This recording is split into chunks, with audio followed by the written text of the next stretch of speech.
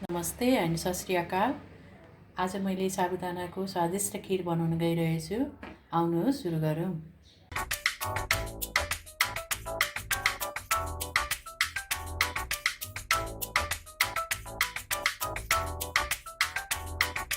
साबुदानाको खिर बनाउनको लागि मैले यहाँ 1 कप साबुदाना लिएको छु।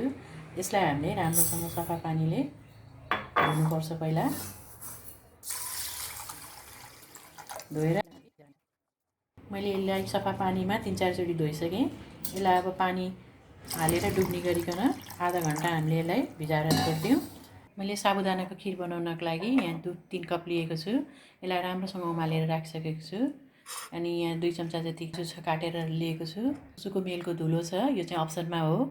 हजुरहरूलाई मनपर्छ भने हाल्नु, छैन भने नहाल्दा पनि हुन्छ। यहाँ किसमिस छ 2 चम्चा जति, र यहाँ बदाम पनि अलिकति मैले काटेर लिएको छु, र यहाँ घिउ अलिकति लिएको छु। अब हामी पकाउन सुरु गर्छौँ। हामीले ग्यासको फ्लेम लो नै राख्दा राम्रो हुन्छ। यसमा अलिकति घिउ राखेर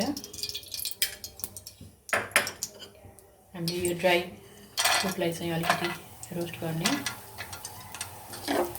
पहिला काजु र बदामलाई एकैछिन फुटेपछि छिनमा हामीले चाहिँ किसमिसलाई पनि अब यसमा म यो पनि राखिदिँदैछु। भयो, यसलाई हामी म निकाल्न गइरहेको छु। अब यसमा 1 चम्मच घिउहरू राखिदिउँ। साबुदानालाई हामीले नभुटिकन पनि हाल्न सक्छौँ। भुटेर हाल्दा चाहिँ यसको फाइदा छ। ग्यासको फ्लेम मिडियम नै राखौँ। एकदम चोखो चिज हो, व्रतमा पनि हजुरले बनाएर खान सक्नुहुन्छ, र यसै पनि हजुरले यो नास्ताको रूपमा, खाजाको रूपमा, डिजर्टको रूपमा खान सकिन्छ। एकदम हेल्दी चिज हो यो। अब यो भयो, यसमा अब दुध मिसाइदिउँ।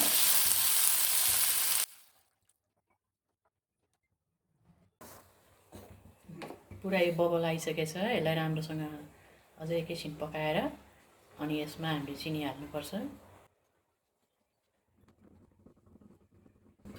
ग्यासको फ्लेम मिडियम नै राख्नु होला, नत्र डढ्छ। यो भइसक्यो। अब यसमा स्वादअनुसार चिनी हालिदिउँ। मैले यसमा 2.5 चम्चा चिनी लिएको छु। त्यसपछि अघि पिनेको यो सुकुमेरको धुलो पनि हालिदिउँ। यो अप्सनमा छ। राम्रो मिठो बास्ना आउँछ। चिनी पनि हाम्रो यसमा मिलिसक्यो राम्रोसँग। अब यसलाई हामीले निकाल्ने, अर्को भाँडामा खानु। अघि हामीले रोस्ट गरेर राखेको ड्राई फ्रुटलाई अब माथिबाट यसरी सजाइदिउँ। हाम्रो साबुदाना खानाको लागि रेडी छ। हजुरले यसमा व्रतमा, स्न्याक्सको रूपमा, जेमसँग पनि खान सक्नुहुन्छ। यहाँसम्म मेरो भिडियो हेरिदिनु भएकोमा धेरै धेरै धन्यवाद। मेरो च्यानललाई लाइक र सब्सक्राइब गरिदिनु होला। हस्, नमस्ते एन्ड सत श्री अकाल।